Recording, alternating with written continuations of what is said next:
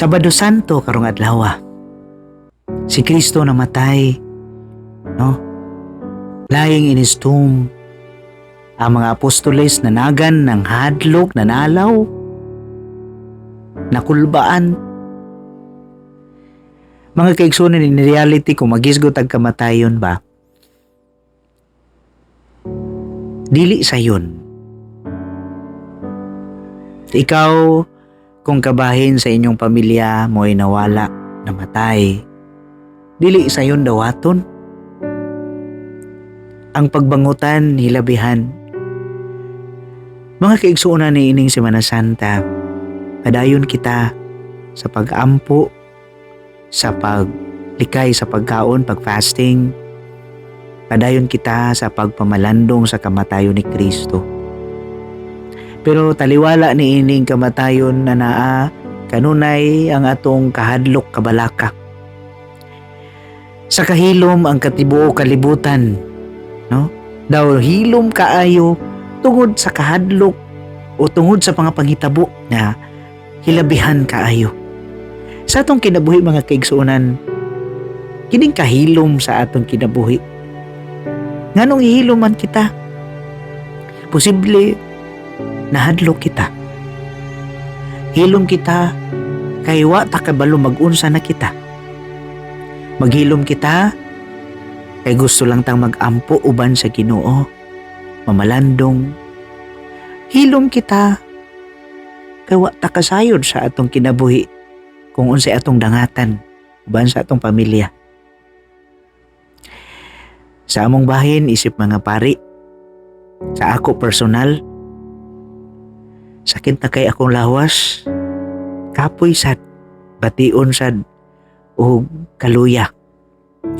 Apan, giingon man nga kabahin kini sa atong kinabuhi. Bisan unsa ka nga estado diha sa imong kinabuhi sa katilingban. Maestra, magtutudlo, doktor, engineer, lawyer, ug unsa pa na mga profesyon, ug unsa ka businessman, o unsa ka, batiin kag kakapoy kaluya. Ganahan ta nga sa panahon nga luya ta kakapoy ug unsa mga problema, gusto ta nga naa sa kahilom, gusto ta nga mamalandong, gusto usa kitang mag-inusar to gather strength. Mga kaigsuonan, pareho ratang tanan. Isip pare, ikatulo na namong way puas sa pagpakumpisal, umagis ko tag sakramento diha sa kumpisal.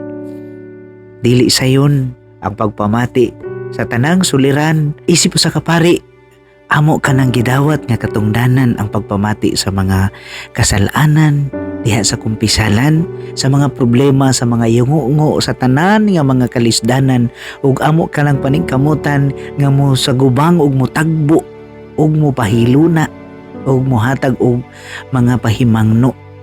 Apan dili ka na sayon mga kaigsuonan. Bisan usa lang ka problema, isa lang ka kasinatian, usa lang ka mga sala nga nahitabo o gisulti sa usa ka nagkumpisal, bugat kaayo. Mao na karon mga kaigsuonan, bugat kay ang among lawas, mga kaparian nga naa diha no namati. Bugat, kapoy, lisod.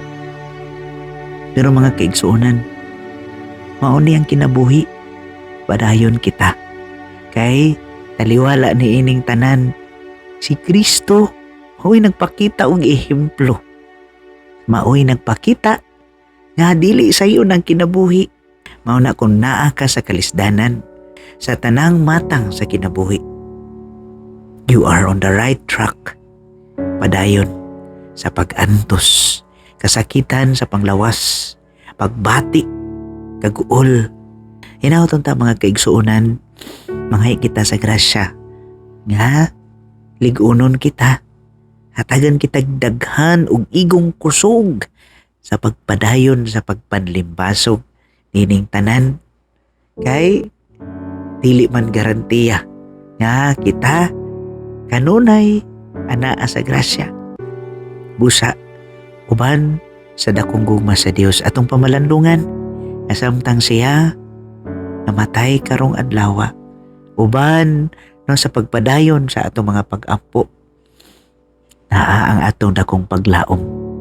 Ayaw kaguol, padayon kita. Kay ang Dios kanunay buhi. Mabuhi siya alang kanatong tanan. Dahang Sabado Santo kanatong